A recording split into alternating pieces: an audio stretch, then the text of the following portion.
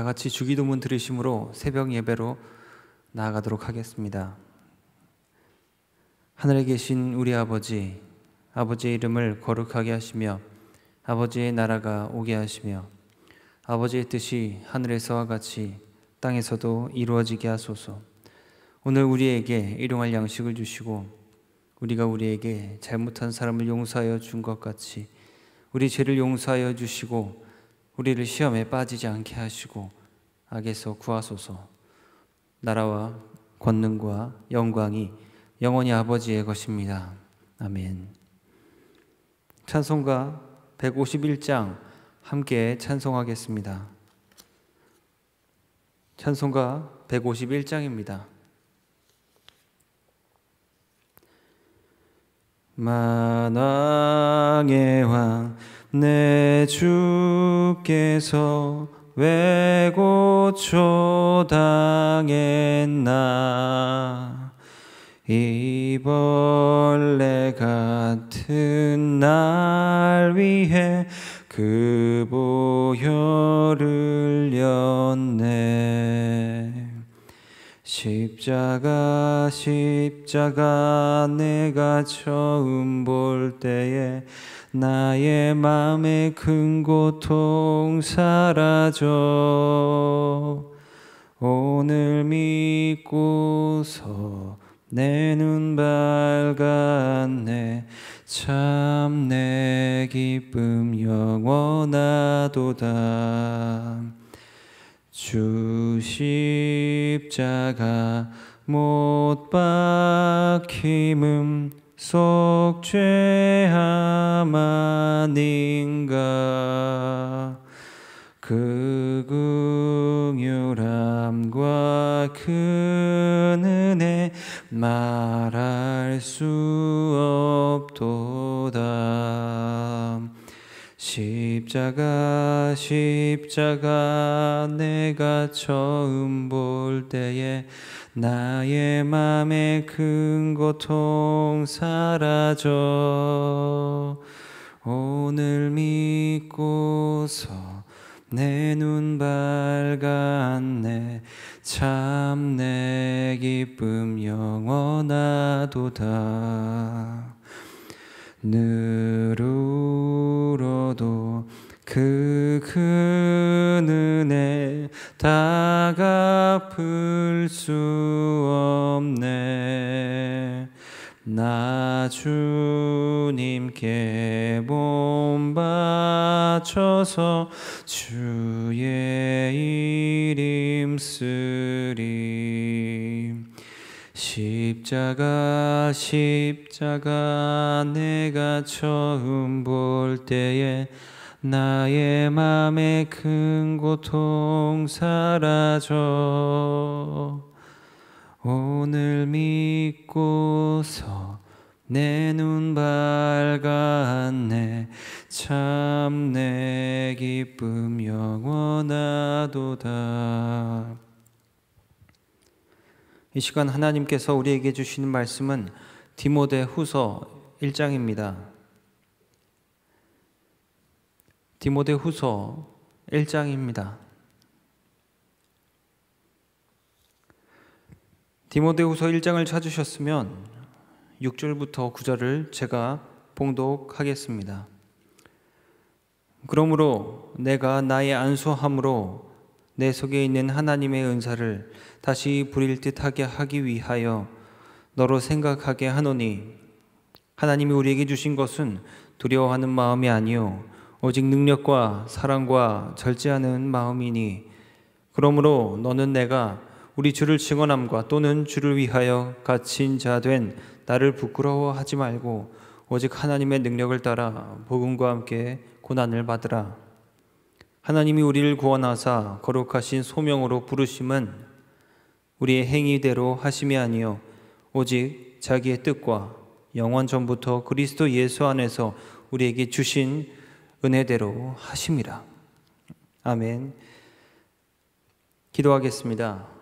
사랑이 많으신 하나님 아버지, 이렇게 새벽 예배로 저희를 불러주심에 감사의 기도를 드립니다. 주님, 이 시간 주님의 응답을 받는 시간, 오직 주님께서 주인 되시는 시간, 주님의 사랑을 깨달을 수 있는 시간 될 수 있도록 인도하여 주시옵소서. 하나님 말씀에 무릎으로 아멘 할 수 있는 귀한 순종의 시간 될 수 있도록 인도하여 주시옵소서. 우리 삶이 변화되고 주님께 더 가까이 갈 수 있는 기회가 될 수 있도록 해 주시옵소서. 주님께 온전한 예물로 영광 돌리는 하나님의 백성들이 있습니다. 그들의 마음을 기억하사 은총을 내려주시고 성령 충만하게 하옵소서. 주님, 때로는 삶이 어려워 함께하고 싶지만 예물로 함께하지 못하는 주님의 백성들도 있습니다. 주님께서 그들에게 기름에 주님의 놀라운 능력을 부어주셔서 삶이 더욱더 풍성해질 수 있는 축복된 기름의 삶으로 주여 인도하시고 긍휼을 베풀어 주시옵소서. 예배의 시종을 주님께 의탁하오며 예수님의 이름으로 기도합니다. 아멘. 오늘은 디모데후서 1장을 함께 말씀을 나누어 보도록 하겠습니다. 디모데후서는 구약에서 모세가 유언처럼 쓴 편지를 우리가 신명기라고 알고 있는데 그와 비슷한 성격의 서신입니다. 모세는 구약에서 굉장한 영향력을 미치고 구약의 기반을 마련한 리더입니다. 이스라엘 백성을 애굽에서 이끌어내는 리더로 쓰임을 받고 거기서 끝나는 것이 아니라 이스라엘 백성이 어떻게 살아가야 하는지, 무엇을 위해 살아가야 하는지, 제사는 어떻게 드려야 하는지, 무엇을 행해야 하는지, 왜 그렇게 해야 되는지를 잘 알려준 지도자입니다. 이렇게 모세가 구약의 기반을 마련하고 이어서 여호수아가 바통을 이어받아 이스라엘 백성을 인도합니다. 그래서 이어서 사사시대, 왕정시대, 포로시대, 다양한 시대로 넘어가게 되죠. 바울도 마찬가지입니다. 성경 시대를 살아가는 가운데 하나님의 백성들이 성령의 시대를 살아가는데 어떻게 살아가야 하는지를 알려줍니다. 그 기반을 만들어줍니다. 삶은 어떻게 드려야 하고 성령 시대에 무엇을 행해야 하고 왜 그렇게 해야 하는지를 잘 알려주는 사람이 바로 바울이었습니다. 이렇게 바울이 신약의 기틀을 마련하고 이어서 디모데라는 사람이 그 바통을 이어받습니다. 그래서 어떻게 되죠? 온 유대와 사마리아와 땅끝까지 하나님의 백성들이 하나님의 말씀을 전하기 시작합니다. 바통을 이어받은 디모데는 바울이 가장 사랑하는 제자였습니다. 모세에게 여호수아가 있다면 바울에게는 디모데가 있었던 것이죠. 바울은 독신이었지만 디모데를 자신의 아들이라고 하면서까지 아주 소중한 존재로 말하고 있습니다. 그는 이제 자신의 사역을 사랑하는 아들 디모데에게 넘기려 합니다. 그때가 되어 디모데 후서를 통해서 믿음의 유서를 쓰게 된 것입니다. 사랑하는 아들 디모데, 이것들은 꼭 지켜야 한다. 사랑하는 디모데야, 너에게 해줄 말이 있다. 너는 나의 말을 잘 듣고 마음에 새기도록 해라. 오직 자신이 전도인으로서 한 길을 걸어왔듯이 디모데에게도 전도인으로서 오직 한 분만 바라보고 살아가라 합니다. 부탁하죠.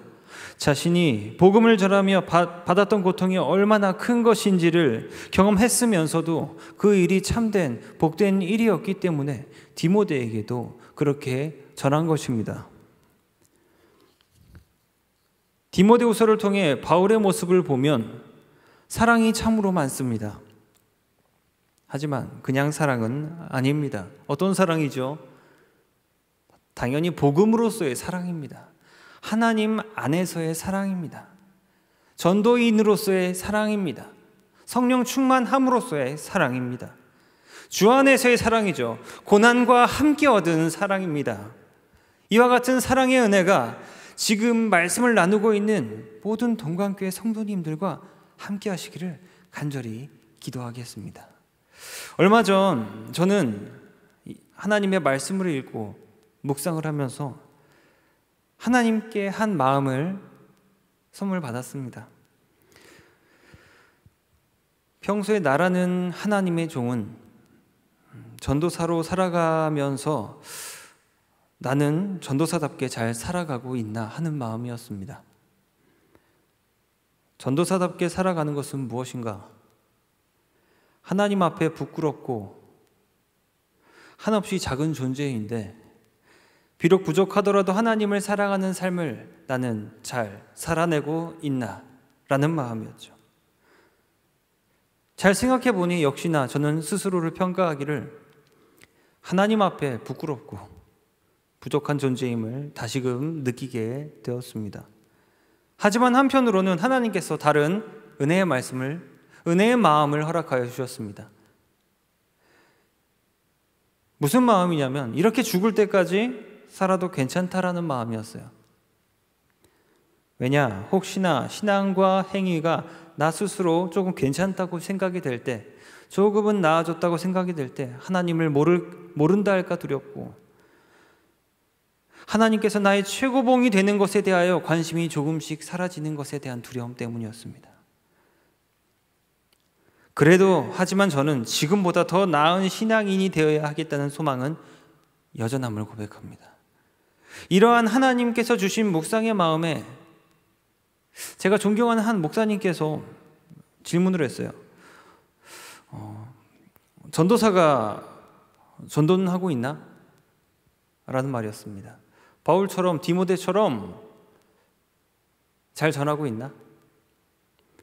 바울이 디모데에게 어떻게 전도해라, 어떻게 복음을 전해라 라고 해서 디모데는 그렇게 했는데, 디모데의 후서를 통해서 우리가 배운 우리는 그리고 당신 전도사는 전도를 잘 하고 있냐 이 말이죠. 가만히 생각하는데 하나님을 전하고 교회를 전하는 것이 전도인가? 아니면 복음을 전하신 것이 전도인가? 라는 생각이 들었습니다. 여러분은 어떻게 생각하십니까? 교회를 전하는 것이 전도입니까? 아니면 복음을 전하는 것이 전도입니까? 전 스스로에게 이런 이성적인 대답을 했습니다. 복음을 전하는 것이라고, 단지 알리는 것에 지나지 않는 홍보하는 다른 것이라고 말입니다. 일반 광고를 TV에서 보면 많은 것들이 나옵니다. 홍보를 하죠. 그것들은 전도라고 할 수가 없는 것과 같은 이치죠. 나의 삶을 통째로 변화시켜서 목격하게 하는 것, 변화됨이 들리게 하는 것, 이해를 시키는 것이 바로 전도입니다. 이해를 시키는 것이 아니라 더 나아가 영접을 시키는 것이 복음 전파입니다. 복음은 살아있어 사람과 같은 힘을 발휘해야 한다고 저는 하나님의 마음을 느낄 수가 있었습니다. 그런 마음이 또 들면서 저는 또 스스로 자괴감이 들었습니다. 그렇게 하지 못하고 있는 저를 보았기 때문이죠. 그런데 그때 그 목사님은 저에게 대답을 했습니다. 이렇게 이야기를 했습니다. 맞아. 전도사는 복음을 위한 삶을 잘 사면 되는 거다. 그것은 우리의 삶을 통해서 나타나지. 그래서 우리는 더욱 서로를 돕고 사랑하고 협력해 가야 복음이 전파되는 거네. 목회자인 우리에게 더 많은 사랑을 하나님께서는 요구하시는 거야. 그게 전도사고 그게 목사. 우리의 사명이라네. 라고 이야기를 했습니다. 여러분은 어떻게 생각하십니까? 이게 전도사와 목사님의 사명만 되겠습니까? 하나님 우리 모두를 사역자로 세우셨습니다. 같은 방법으로 하나님의 복음은 그렇게 지금도 전파되고 있는 것입니다. 여러분의 복음은 가슴 안에 간직되어 있습니까? 아니면 여러분의 삶을 통해 보여지고 있습니까? 저는 요즘 코로나 시대에 삶을 살고 있는 성도님들의 열정적인 모습을 보면서 참 많은 감동을 느끼고 있습니다. 비록 교회에서는 많이 보이지 않지만 보이지 않게 행동하는 소식들과 들리는 이야기들 때문이죠. 볼 수 없고 만질 수 없고 가까이 할 수 없어도 다른 방법으로 열정을 불태우고 있습니다. 수단과 방법이 통하지 않는 믿음의 골수들, 산에 올라가 뿌리 뽑힐 때까지 기도해야 한다는 믿음의 고집쟁이들, 나는 죽어도 자녀들은 행복하게 해야 한다는 마음으로 나는 죽어도 하나님은 사셔야 한다는 믿음의 바보들. 최근 이런 적이 있습니다. 급하게 교회에서 음료수를 사러 급하게 나가야 하는데 저 멀리 그 나무 아래에 나이가 지긋이 드신 권사님께서 길을 가고 계셨어요. 그래서 인사를 드리려고 했습니다. 그런데 갑자기 걸음을 멈추시는 거예요. 그저 가만히 한동안 옆을 싹 보시면서 가만히 보고 있는 겁니다. 뭐를 보시나 했더니 교회 주차장을 이렇게 보고 계셨던 거예요. 그 모습을 보면서 저는 너무 눈시울이 붉어졌습니다. 가슴이 너무 미어졌어요. 그리고 제대로 깨달았습니다. 한국 교회에 이러한 믿음의 선배님들의 힘을 느끼게 됐어요.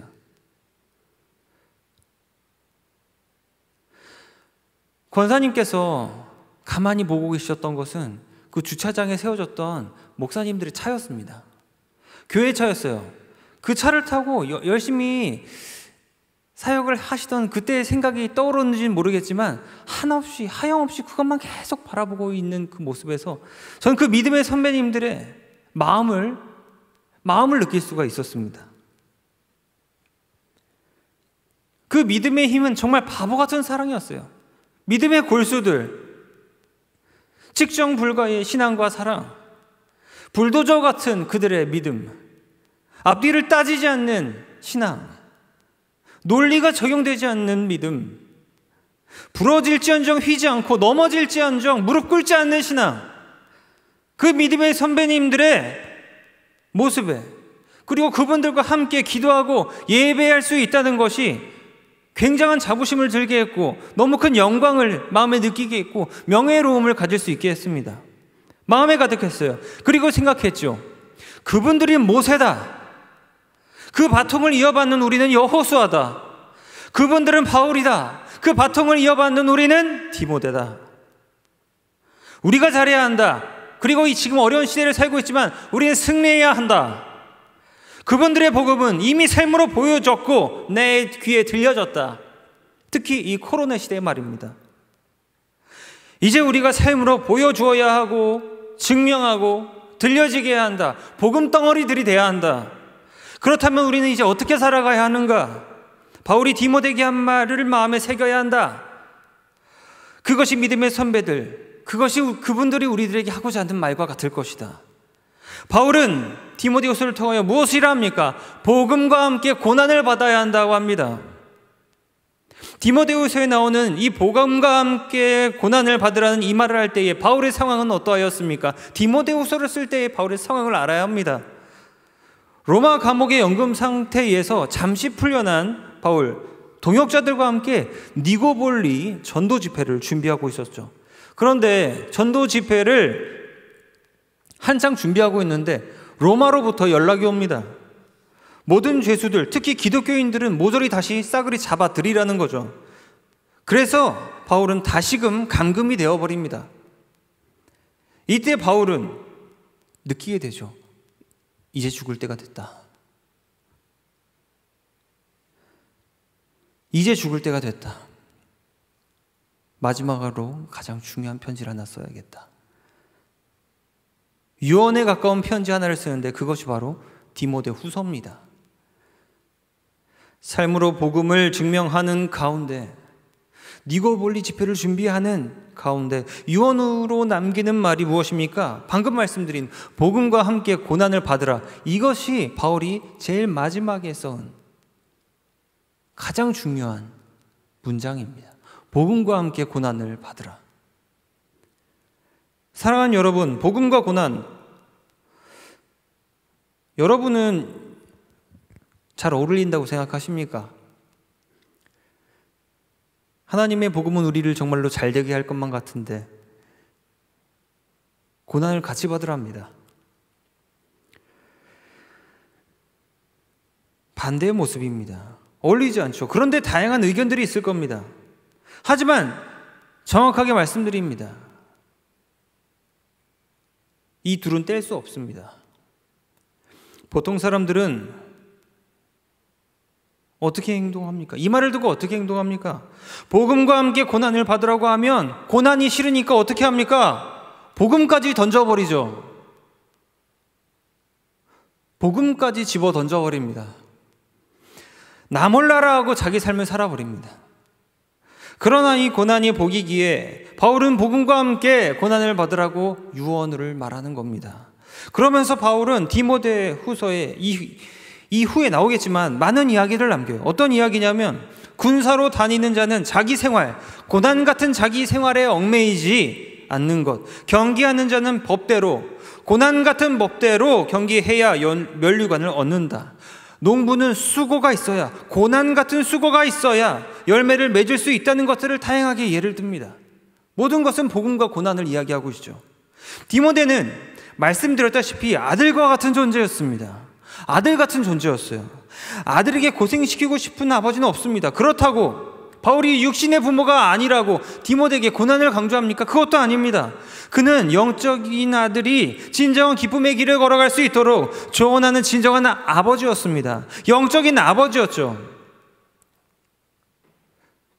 수많은 고난과 함께한 날들을 통해서 연단받았고 이제 디모데의 그 고난이 있는 삶의 방식을 가르쳐주고 있는 겁니다. 왜냐? 가장 복된 것이었기 때문에. 하나님이 우리에게 주신 것은 무엇이라 합니까? 그 복음은 무엇이라 합니까? 하나님이 우리에게 주신 것은 두려워하는 마음이 아니다. 오직 능력, 사랑, 절제하는 마음이니 그러므로 너는 내가 우리 주를 증언함과 또는 주를 위하여 갇힌 자 된 나를 부끄러워하지 말고 오직 하나님의 능력을 따라 복음과 함께 고난을 받으라 합니다. 결국엔 또 고난을 받으라 합니다. 바울이 디모데에게 가르치는 삶의 방식이 오늘 본문에 정말로 구체적으로 나와 있지요. 복음을 전하기 위해서 필요한 신앙의 요소, 복음을 전하기 위한 재료들이 나옵니다. 복음은 두려워하지 않는 담대한 마음일 때 나온다고 이야기를 해요. 사랑할 때 드러난다고 합니다. 절제할 때 복음은 밝아진다 합니다. 하지만 이러한 신앙의 총알들이 발사되기 위해서는 무엇이 필요하죠? 총알이 필요합니다. 총이 필요합니다. 총이. 그 총은 무엇이죠? 바로 고난이라는 거예요. 고난이라는 총에 복음의 구성 요소들이 들어가면 드디어 발사가 되고 악의 나라는 부서지고 파괴되며 하나님의 나라는 넓어져 가는 겁니다. 하지만 여기서 주의할 것이 있습니다. 고난이라고 다 같은 고난이 아니라는 것을 분명히 알아야 한다는 거예요. 오늘 본문에 전제가 붙죠. 무슨 고난입니까? 하나님 나라에 오직 하나님 능력을 따라 복음과 함께 받는 고난이라고 하는 거예요. 하나님의 그늘 아래 위치한 고난, 즉 쉽게 말해서 실제적으로 이야기해서 우리의 신앙생활 가운데 겪는 고난, 말씀을 중심으로 사는 가운데 겪는 고난, 기도하는 데 겪는 고난, 말씀 듣는 데 겪는 고난, 찬양하는 데 듣는 고난, 하나님과 관련된 모든 삶을 사는 데 겪는 고난을 이야기하는 겁니다. 같은 고난이라고 막노동한다는, 힘든 것을 억지로 참아낸다는 그런 고난과는 다르다는 거예요. 아무 고난에서나 복음은 피어나지 않습니다. 사랑하는 여러분, 여러분의 각자의 삶에 그 고난은 다르게 나타날 것입니다. 그것은 스스로가 잘 알 겁니다. 여러분의 복음은 지금 어떠한 상태입니까? 어떠한 모양입니까? 복음의 고난 가운데 신앙의 총알들이 잘 장전되어 있습니까? 아니면 반대로 하나님의 고난이 아니라, 복음의 고난이 아니라 세상의 말도 안 되는 고난들, 그 가운데 총알들이 장전되어 있어서 아무런 빛도 보지 못하고 있는 미지근한 상태의 고난 가운데 있으십니까? 미지근한 복음 가운데 있으십니까? 여러분, 복음의 고난을 택하십시오. 고난이 싫다고 복음까지 집어 던져버리는 악을 행하지 마십시오. 고난의 참 의미를 되새기며 복음과 고난을 여러분 삶 가운데 실제로 실천해 보시길 바랍니다. 고난의 참 의미가 무엇입니까? 이것을 마지막으로 나누어 보겠습니다. 레위기 16장을 보면 죄를 속하는 제사를 드릴 때, 최고의 거룩의 상태가 되기 위하여 제사를 드릴 때, 속죄제라고 하죠. 바치는 제물은 먹을 수 있습니까? 없습니까? 없습니다. 다른 제사의 제물들은 다 먹을 수 있지만 이 최고의 거룩의 상태에 이르게 하는 속죄제의 제물은 아무도 먹을 수 없었습니다. 대제사장은 그 제물의 피를 지성소 안으로 갖고 딱 들어갑니다.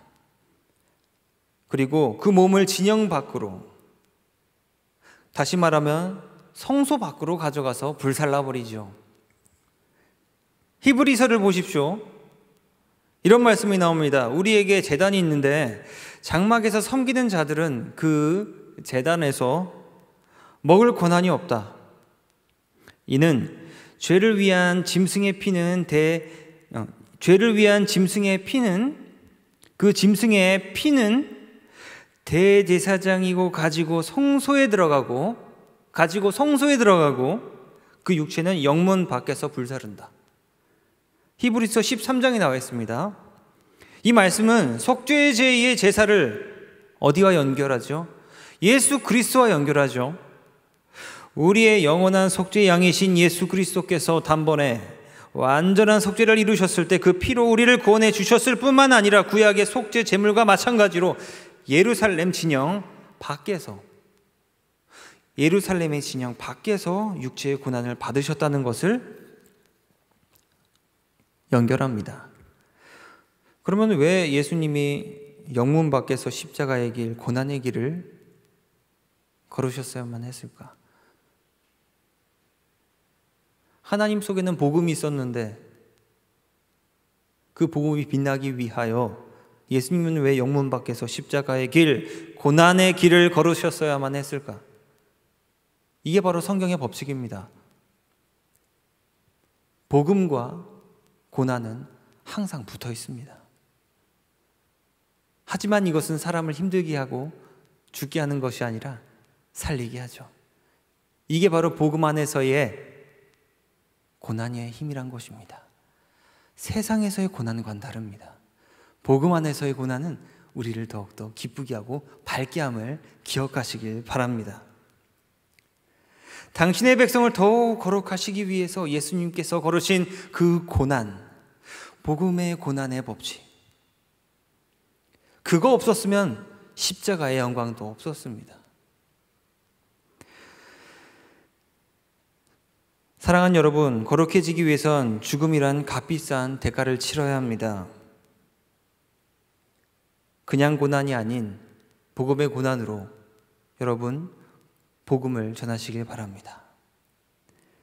복음과 고난을 통해서 우리가 그렇게 살아낼 때 하나님의 나라가 여러분 삶에, 우리 교회 가운데, 우리나라 가운데, 전 세계 가운데 더욱더 크게 역사하실 것입니다. 그때 하나님께서는 우리에게 착하고 충성된 종아 수고하였다 라는 마음으로 우리를 끌어안아 주실 것입니다. 하나님의 품에 영원히 안겨 삶을 살아가는 동강교회 성도님들 모든 한 분 한 분 되시기를 주님의 이름으로 간절히 기도하겠습니다. 이 시간 잠시 기도하겠습니다. 우리가 복음과 고난을 통해서 복음을 전케 하시고 하나님 나라를 이 땅에 임하게 하소서. 고난과 복음을 통하여서 나의 삶에, 우리 사회 가운데 잘못되었던 모든 것들이 온전히 다시금 자리를 잡고 그것을 통하여 다시금 하나님께 더욱더 영광되는 삶을, 우리 삶을 통하여 살아내게 없어서. 이 시간 짧게 잠시 기도하고 제가 기도함으로 새벽의 예배를 마치겠습니다. 잠시 기도합니다.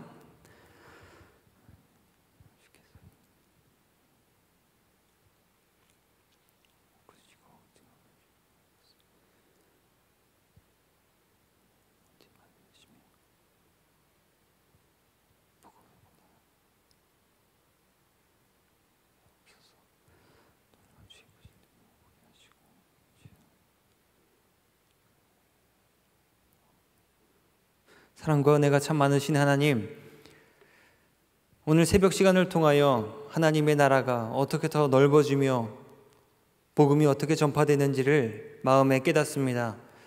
그 모든 복음 가운데 우리의 삶이 변하고 세상이 변하며 하나님의 나라가 이 땅에 임하는 그런 큰 변화를 누릴 수 있도록 인도하여 주시옵소서. 주님께 모든 삶을 의탁하오며 예수 그리스도의 이름으로 간절히 기도합니다. 아멘.